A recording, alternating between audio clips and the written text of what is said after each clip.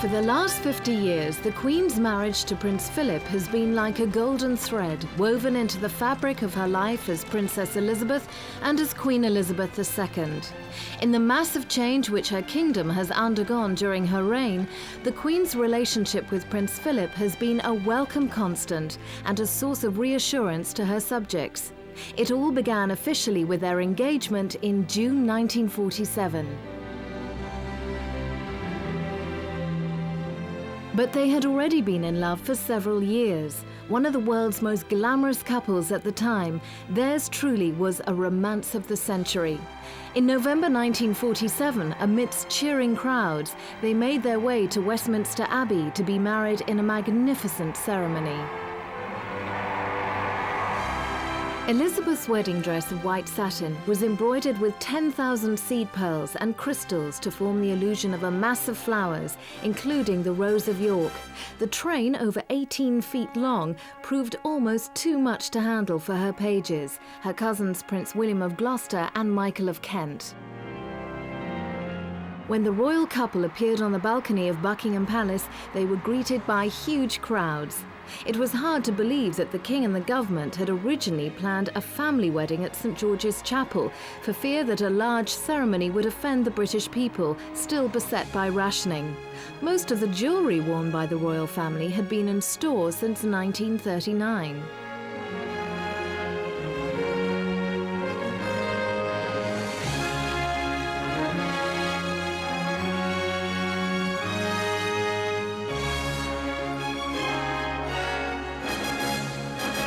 One of the most striking things about it was the first joyful royal event there had been since the war. And Britain had been through very difficult times of poverty, of people without homes after all the bombing of the cities. It was a very, very depressing time. And Churchill described the wedding as a bright ray of colour on the hard grey road we have to travel.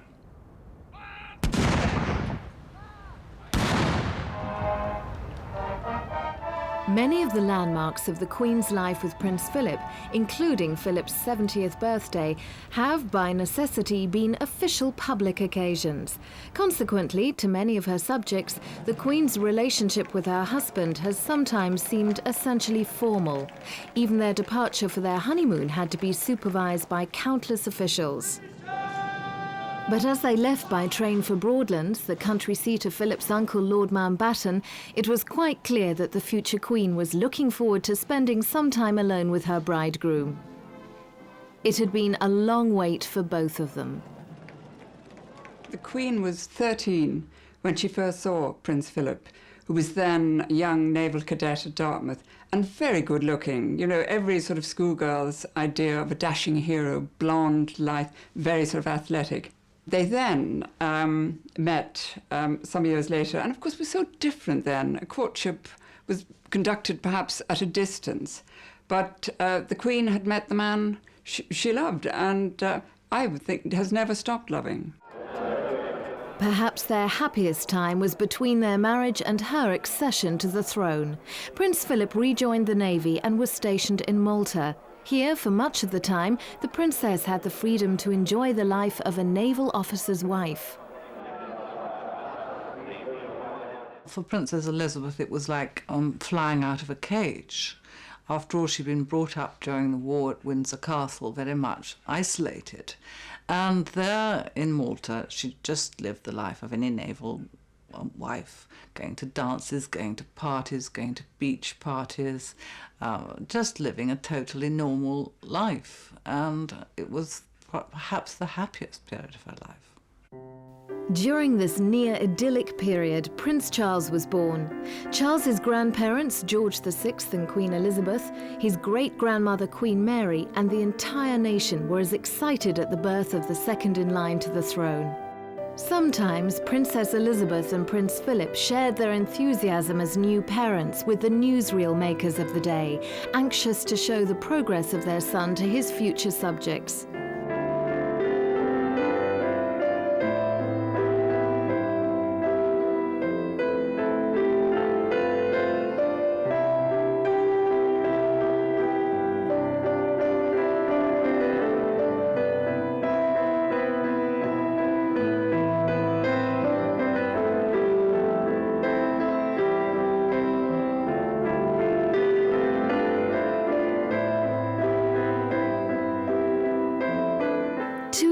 later, Princess Anne was born. As parents, Princess Elizabeth and Prince Philip were delighted with the birth of their daughter. So was the entire royal family. But as the future queen and consort, they were equally delighted that with the birth of their second child, they had already secured the succession of the monarchy. Sadly, as the king's health deteriorated, Princess Elizabeth and her husband had to perform more and more of his official duties.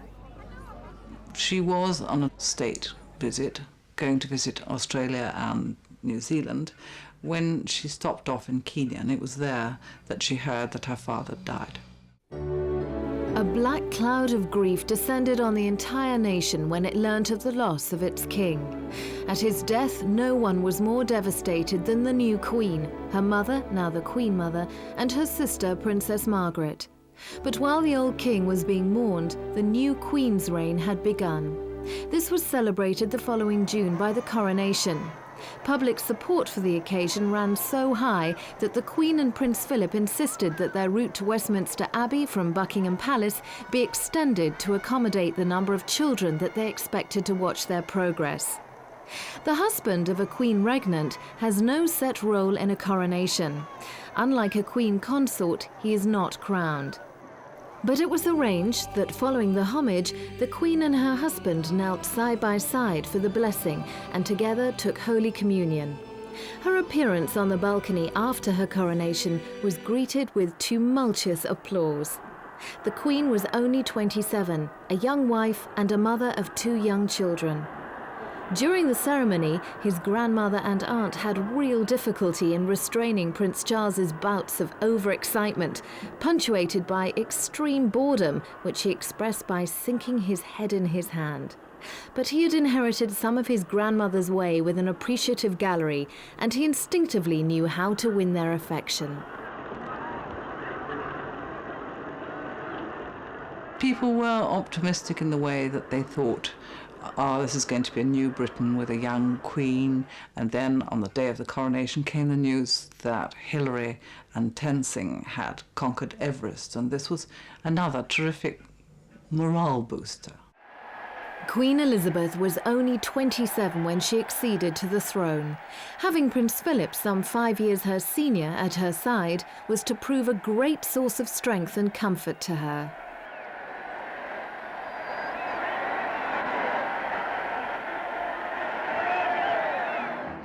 Within 5 months of the coronation, the Queen and Prince Philip made amends for the official tour they had abandoned on the death of her father by embarking on a 6-month tour of the Commonwealth. In all, they travelled some 43,000 miles.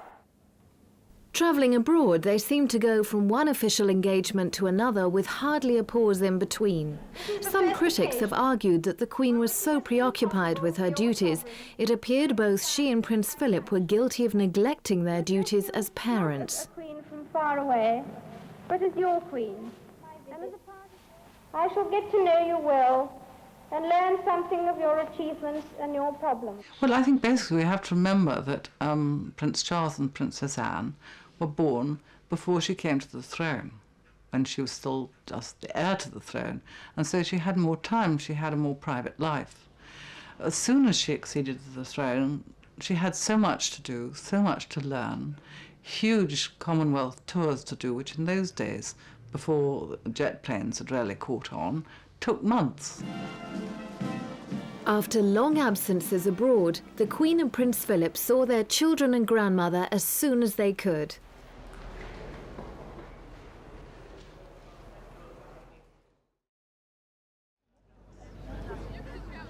Occasionally, Prince Charles and Princess Anne would be flown out to meet their parents on their way home, and sometimes enjoy the company of some exotic playmates there.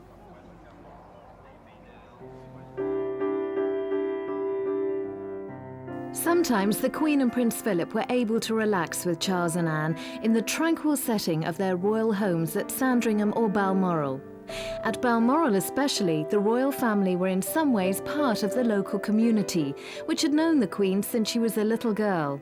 Consequently, the Queen and Prince Philip could happily take their children to local events, and therefore, to a great extent, enjoy the outing just like any other family.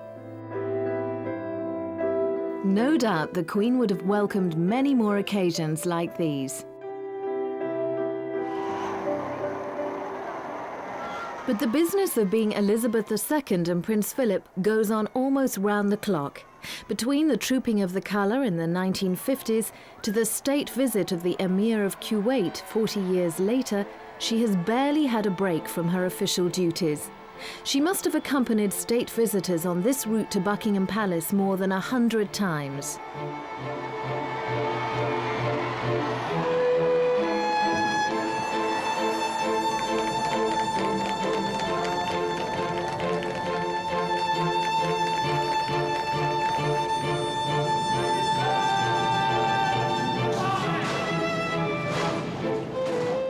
Years before she received the Emir of Kuwait, she received King Faisal of Saudi Arabia. Each visit by a foreign head of state requires a massive research to ensure its success. Not only must she be fully conversant with her visitor's personality, likes and dislikes, but also the political situation in their country and its relationship with Britain.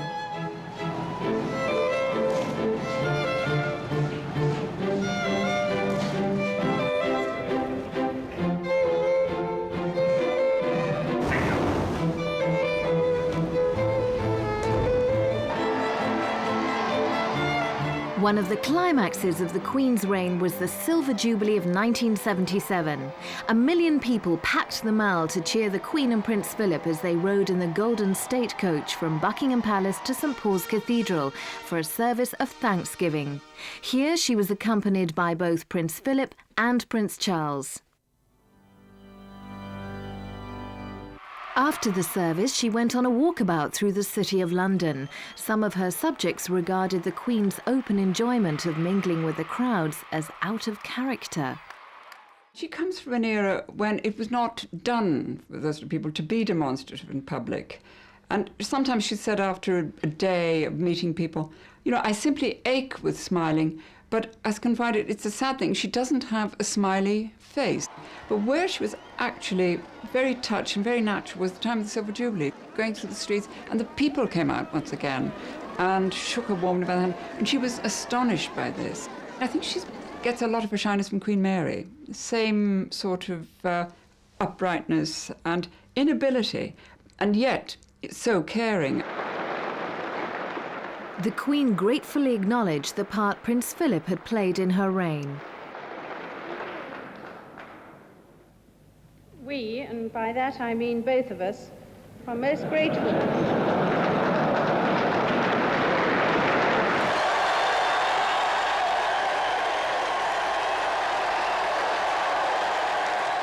Earlier, she reiterated the pledge she had made as a young princess in 1947. I declare before you all that my whole life, whether it be long or short, shall be devoted to your service and to the service of our great imperial family to which we all belong. God help me to make good my vow, and God bless all of you who are willing to share in it. The Queen made that declaration near the end of the royal tour of South Africa in 1947. One purpose of the tour was to thank South Africa for its effort in the Second World War. Another was to stop the rise of the Nationalist Party, which planned to disenfranchise the black population. The tour's subsequent failure to achieve this aim was a great disappointment to the Queen.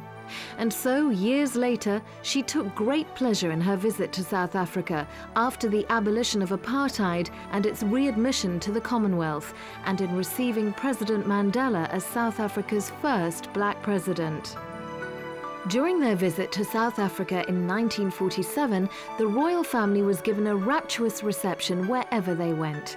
To accompany their children on the tour, King George VI and Queen Elizabeth had taken their favourite equerry, Group Captain Peter Townsend, with them. Fatefully, as the tour progressed, his friendship with Princess Margaret deepened. Her wish to marry Group Captain Townsend after his divorce from his first wife became one of Elizabeth II and Prince Philip's most difficult problems. I have to say that they didn't cope that well.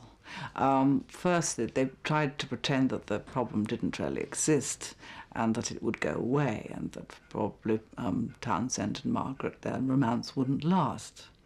What was interesting about it at the time was it was the first time that the public really felt that the royal family's private life was part of their life and that they had the right to comment on it. When Princess Margaret went to the East End with a friend of mine to visit settlements there, all the women in the street would say, you know, go for it, Meg, you know, you do what you want. Now, this is the first time that the royal family had experienced that kind of personal interest in their private affairs. For allowing her sister's love match to be vetoed, some critics have accused the Queen of cruelty. I think the Queen behaved beautifully and very humanely to her sister. I think perhaps very early on steps might have been taken to part the couple before it got too serious, and nobody did anything. It was a very difficult time for Princess Margaret. After all, her adored father had died, and she still felt his loss, and she found in Townsend a very sympathetic shoulder to cry on, and he was very popular with the royal family, particularly with the Queen Mother. And he and the Queen Mother and Princess Margaret very much part of the same circle at Clarence House. Unlike previous Dowager Queens, the Queen Mother did not bow out of public life on the death of her husband. On the contrary, she issued a declaration that she wanted to continue with the good works that she'd been carrying out whilst Queen, and ever since she has remained a pillar of the monarchy and a source of strength to her daughter.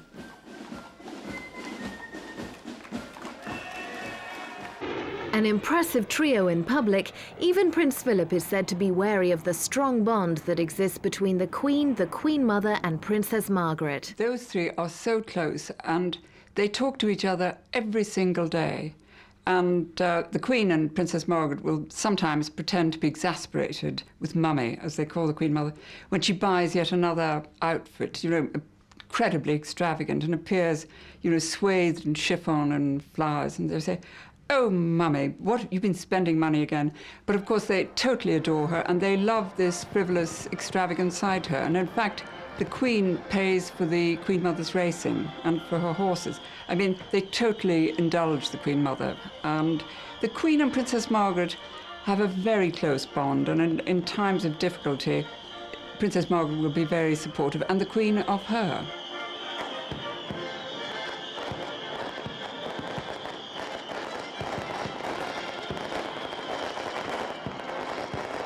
When she was a child, she was taught to keep the wrapping paper from her presents and the ribbon, and it all had to be flattened out and put away, and the ribbons rolled up. And I think these are habits that stick with you. You will still find the Queen in Buckingham Palace, perhaps with a small electric fire. I think it may run to 3 bars, but and very often she'll put on 2. But she likes to be thrifty. And this is very sort of aristocratic in a way. But as I say, it's curious because the Queen Mother is not thrifty at all.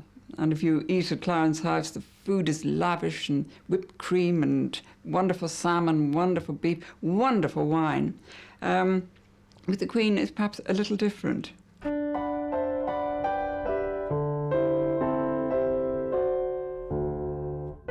In February 1960, the Queen gave birth to Prince Andrew, her 3rd child, almost 10 years after Princess Anne was born. The Queen had been thrilled to find herself pregnant again and described the future Duke of York as a welcome surprise. She and Prince Philip completed their family with the birth of Prince Edward 4 years later.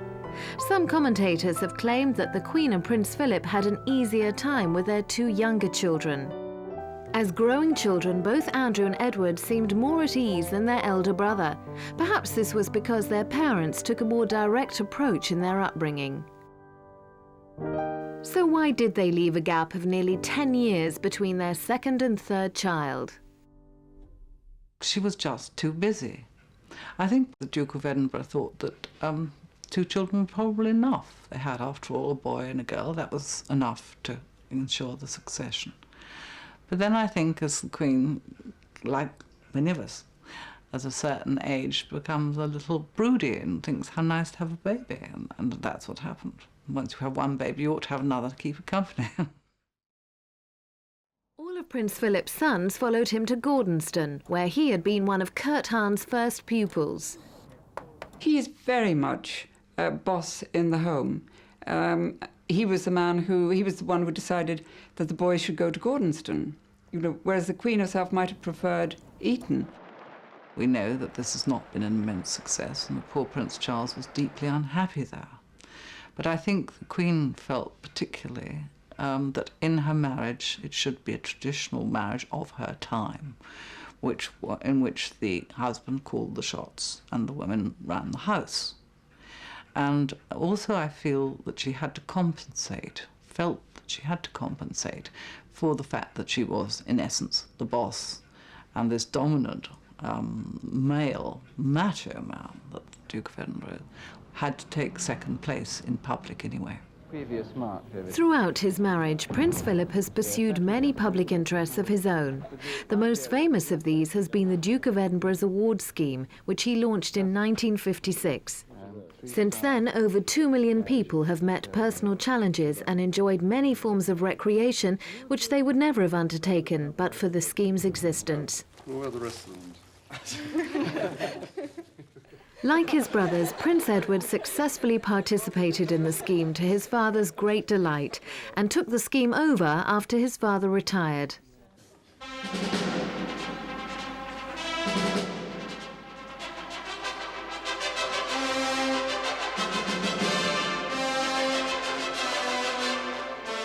(1973) saw the marriage of Princess Anne. It was celebrated with a royal wedding in Westminster Abbey, as befitted the only daughter of the Queen and Prince Philip. In the spirit of the times, Anne married the untitled Captain Mark Phillips.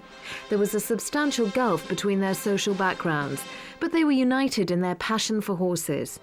Mark Phillips was a member of the British Olympic team when he met Anne in 1968. The Queen and Prince Philip were apparently happy about the match, and so were the British public, who turned out in vast numbers.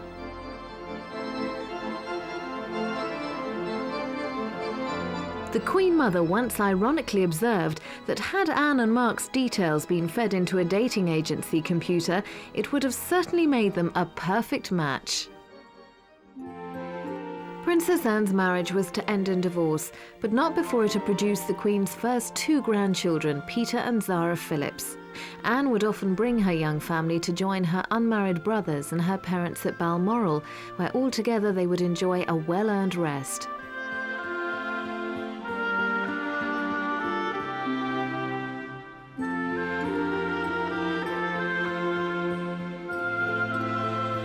Amidst the tranquility of the countryside, it's hard to imagine the Queen and Prince Philip having their differences. But when the Queen is cross, how does she show it? The Queen will call Prince Philip darling, but if she's in public or she's cross with him, she'll call him Philippe. And one knows then that things are a little glacial. And the Queen is not the sort of person to lose her temper. I think if there's a blistering row about something, she will probably go out and ride her horses or go and feed the dogs or groom the corgis, and he may stomp about a bit. But the Queen, her voice is not raised loudly, but everyone is aware if she is displeased and not amused.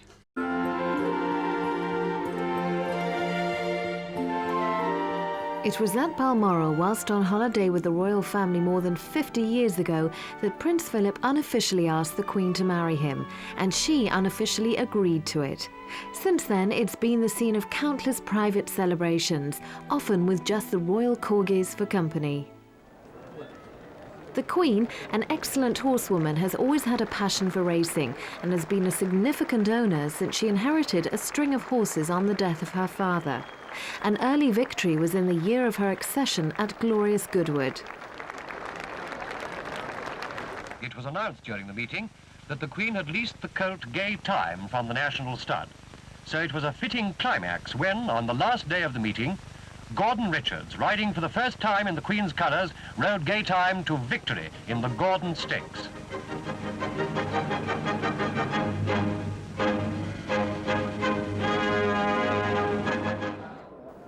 then, the Queen has gone on to win all the English classics except the Derby.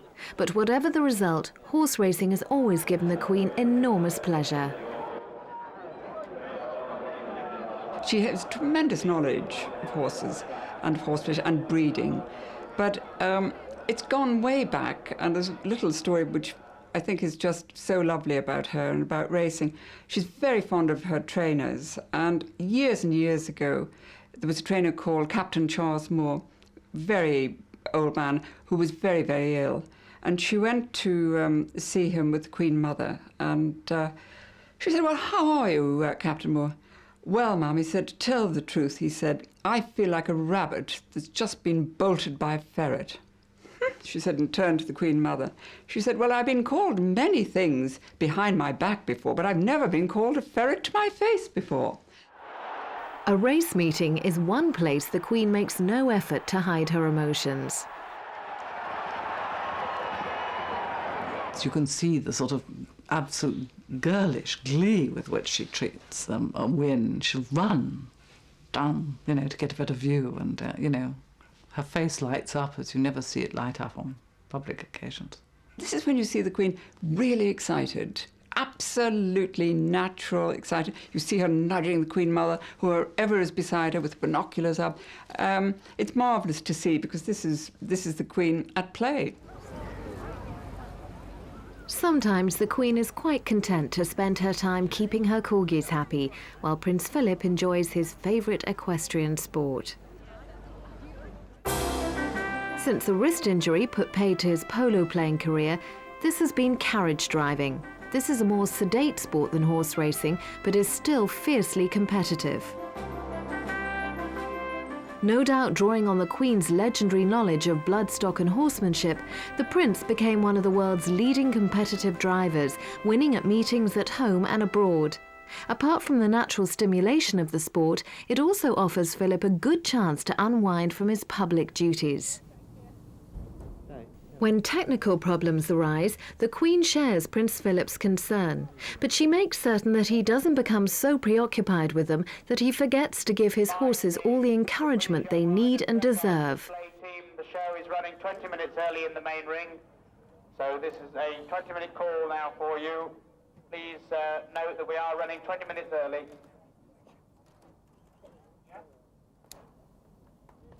A favourite competition of Prince Philip's has been the Harrods International Driving Grand Prix, which is held on home territory for him, Windsor Great Park. Prince Philip is never averse to winning, but more important to him is the chance to compete and the challenge each course presents.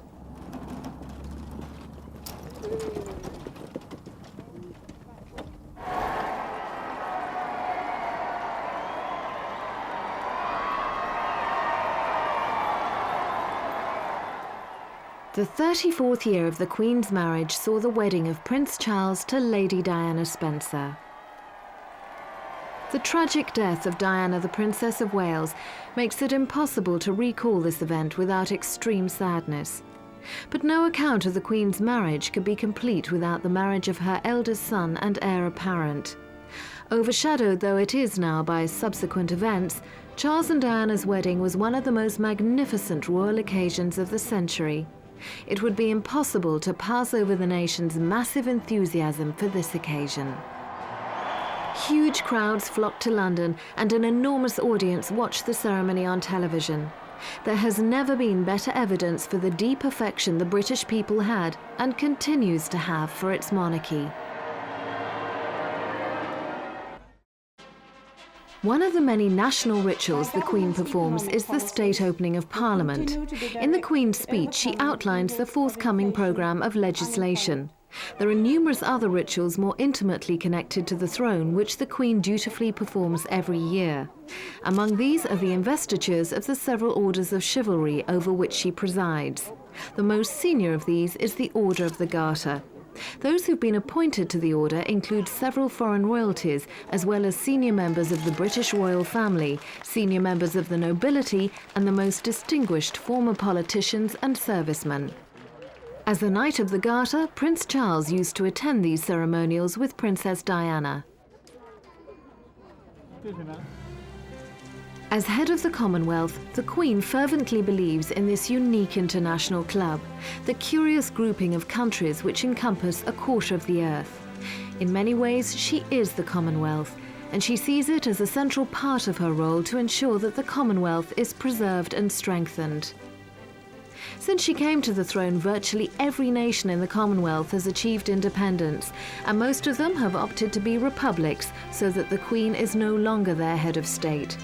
Many people believed that, because of this, the Commonwealth would disintegrate, but the reverse has proved true. Prince Philip has shared the Queen's commitment to this family of nations by accompanying her on all her Commonwealth tours. He has also undertaken several tours on his own to some of the more remote regions. Despite all the Commonwealth conferences that have taken place during the Queen's reign, it can still prove extremely difficult to get its leaders organised for the official photo.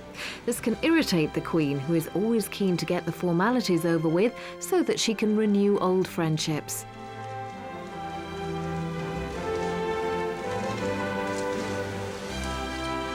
You only have to go to a Commonwealth Day reception to see the tremendous joy there is on her face and in the face of the people around her. The Commonwealth love her. They think that she's the person who cares about them, that the government of the day in Britain usually doesn't. And also she's been around so long that she's such friends with all these leaders. She knows their problems, she knows their families, she knows intimate details about them. I mean, whether their brothers just died or something. So they really feel that she genuinely cares, and she does. Breaking with all tradition, Queen Elizabeth II was the first English monarch to meet the Pope since the establishment of the Church of England by Henry VIII.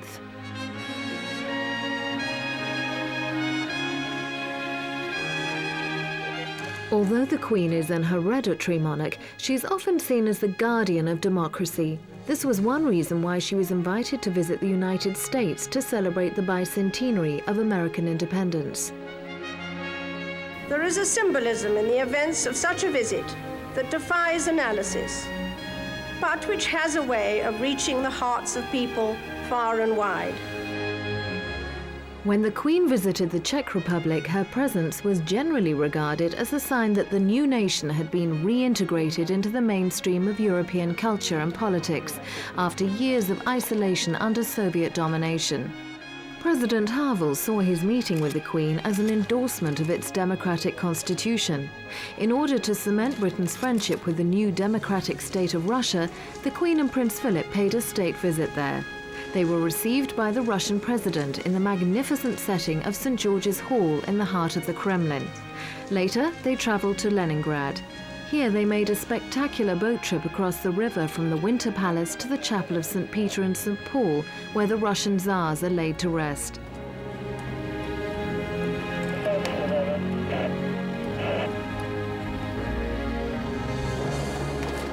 They also attended a commemoration of the 600,000 Russians who died of starvation in the 900-day siege of the city in the Second World War. This was a rare British acknowledgement of Russia's crucial role in the Allies' defeat of Nazi Germany. One evening, the Queen and Prince Philip furthered cultural relations between Russia and Great Britain by attending the Bolshoi Ballet. The Queen also entertained the Russian president and his wife, Mrs. Yeltsin, aboard the Royal Yacht Britannia with a banquet in true royal style. The Queen and Prince Philip's second son, Prince Andrew, married Sarah Ferguson in July 1985. There was unrestrained excitement during the celebrations, led by the Princess of Wales.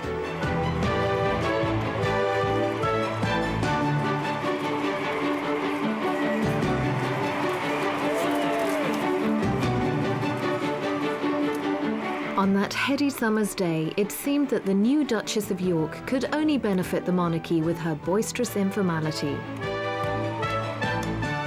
It was unprecedented that the Queen stood amidst her subjects. Princess Diana carried the second in line to the throne amongst the throng to see his uncle and his new aunt head off for their honeymoon.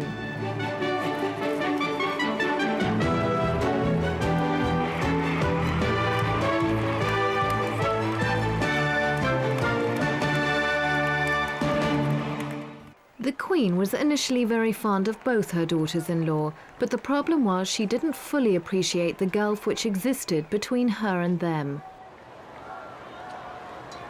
Their backgrounds are so very different from hers. After all, she'd grown up with it.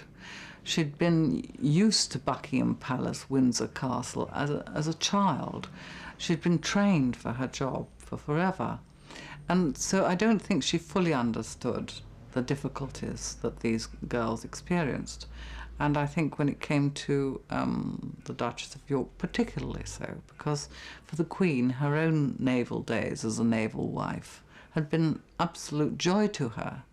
And the fact that Sarah Ferguson didn't, or the Duchess of York didn't seem to enjoy that aspect of her husband's life, she found very difficult to understand. Although differences were to develop later on, the Queen obviously thought she'd done her best to protect Princess Diana. If we look back, remember it was the Queen who called the editors to the palace in the early days when the Princess of Wales felt she was being pressurised by the press and the media. And the Queen said, you know, my daughter-in-law's peace must be protected. And she, at that time, moved to protect the princess. Princess of Wales to her was like an adorable, skittish niece. I mean, she just knew Diana from childhood. And so she was indulgent, caring, and a little bit bewildered sometimes. I mean, in the early days, when the princess was married, and they were at Balmoral, and it was a stuffy occasion, the princess would jump up from the table and run round the table and sit on Prince Charles's lap and give him a kiss. I mean, something like that had never been seen before amongst the royal family. The Queen would just shake her head and give a little smile. Whatever her problems with her daughters-in-law, the Queen, like her mother, has always enjoyed a close relationship with her grandchildren. If they're going away for a long time, the Queen likes to stay with them until the last possible moment.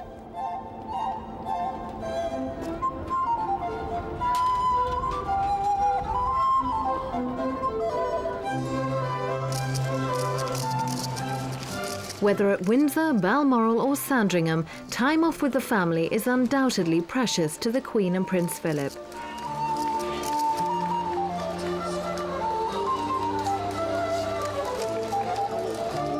The more private royal surroundings offer their grandchildren the chance to relax and spend time with their cousins, and to keep up with each other's parents.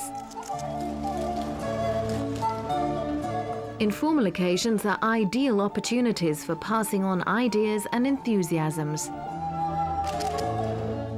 Over the years, it has been known that 4 generations of the Windsors have attended church together, particularly at Christmas time, something not many families can boast. The Queen takes an active interest in all her grandchildren, but in particular, from his earliest days, she has played an important part in preparing Prince William for all of the responsibilities he will undertake when in due course he becomes king. Not only is she an important figure to her grandchildren, but she has been a great support to Princess Margaret's children, the Linleys.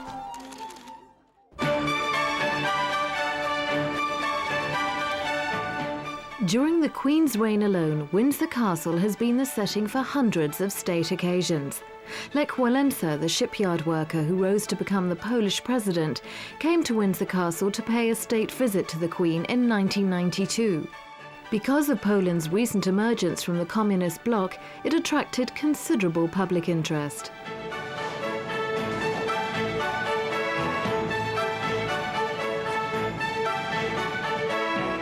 Whatever their previous background, every world leader is given the same ceremonial hospitality and afforded all courtesies by the Queen and Prince Philip.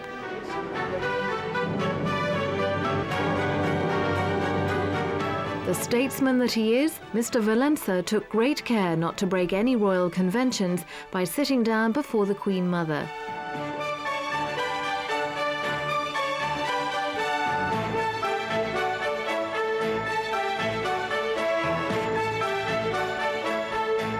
As the occasion progressed, no one had any inkling that this was going to be the last royal banquet in St. George's Hall for many years to come.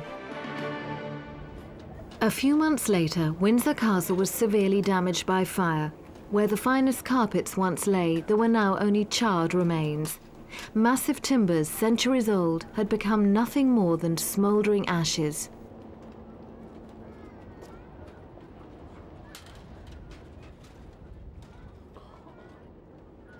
The Queen's grief at the fire and other events of that year were graphically alluded to in her speech at her traditional December banquet at the Guildhall.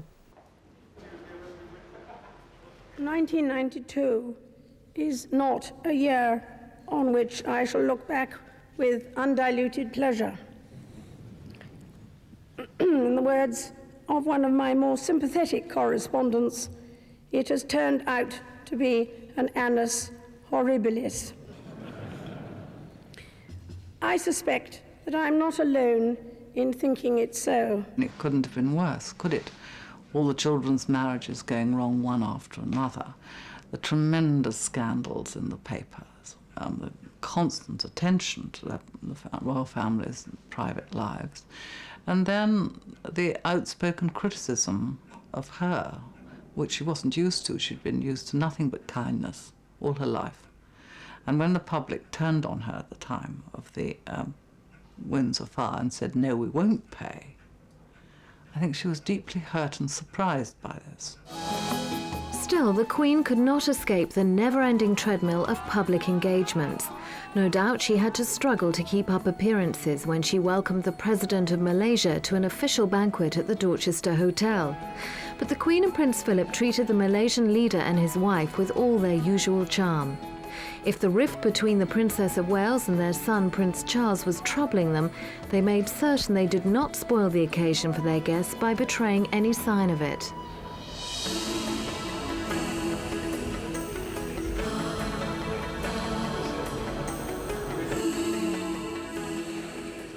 But there were one or two heads of state whom the Queen might have felt she knew so well that she could have unburdened her family's problems to them.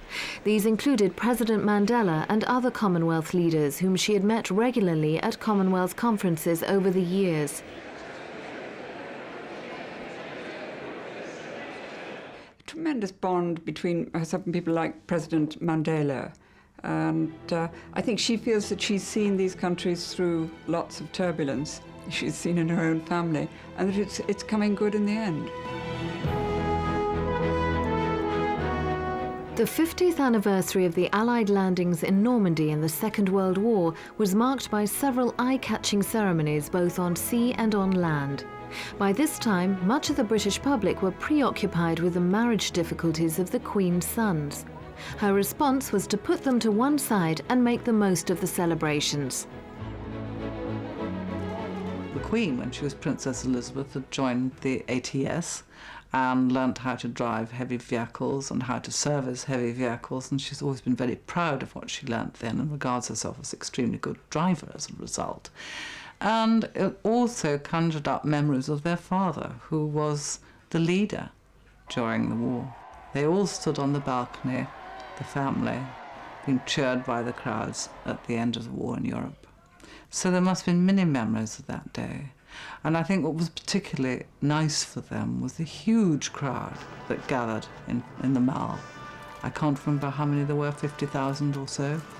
And the great feelings of emotion from that crowd, which is something that you can't choreograph, you can't organise. And one young man said, although he hadn't been born at the time the war ended, this is what the royal family is all about. No doubt amidst the splendour and excitement of the occasion, memories of the Queen's own wartime experiences came flooding back. But the problems of her sons and their wives could never have been far from her mind. I know that when these divorces came one after another, she did say to a close friend, well, what have we done wrong? But she said we, she didn't I. What have we done wrong? Where have we gone wrong? I think partly it's a question of circumstances. It is very difficult to be the Queen and a mother. I think every important executive woman finds this. And the Queen aspect adds even more difficulty. We were speaking earlier about the aura that the Queen has. I think that the Windsor temperament, which has been handed down from King George V and Queen Mary, has also been a factor. The stiff upper lip, the sweeping problems under the carpet, and the lack of communication, And this also comes from living in enormous houses like Buckingham Palace, where they live quite separate lives, each with their own suite and their own servants. And so it isn't that you have a jolly get-together in front of the television. It's a different life. Prince Philip may have sometimes seemed a forbidding, even distant figure whilst bringing up his own sons, but he clearly enjoys a sympathetic relationship with his grandsons. His closeness to Prince William has already become evident in the wake of Princess Diana's tragic death. Prince William asked his grandfather to walk in the funeral procession. It was Prince William's request. And I think that Prince William is probably the sort of son Prince Philip would like to have had. I think he's very proud of him. And he likes Prince Harry's robustness. And I think he's very devoted to them in his way. The Queen's premature return from her holiday at Balmoral to witness the full extent of public grief before Diana's funeral was unprecedented. The death of Diana will have a lasting impact. I think it probably will be looked at in the history books as the time when the monarchy radically changed its attitude to its past and its future, and really took aboard the necessity for modernization, for a closer relationship with the public, and also, one has to say, a better public relations attitude than they have shown hitherto. But amidst the cause for changes in the monarchy, we should not forget the extraordinary relationship which has existed between the people and its sovereign over the last 50 years and before. Who can deny that when they look back over the great events of this nation's recent history, the images of the Queen inevitably come to mind? In good times and in bad, the Queen has continued to represent her nation's independence, even identity.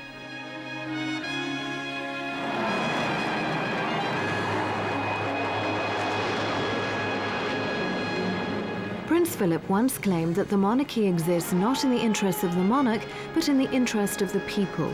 This has certainly been true throughout the Queen's reign. For all its problems, her own family with its succeeding generations is the guarantee of the monarchy's continuity. Like most families, the Windsors have not been unscathed by the vast social changes that have occurred over the last half-century. But whatever challenge life has brought them, the Queen and Prince Philip have faced them together.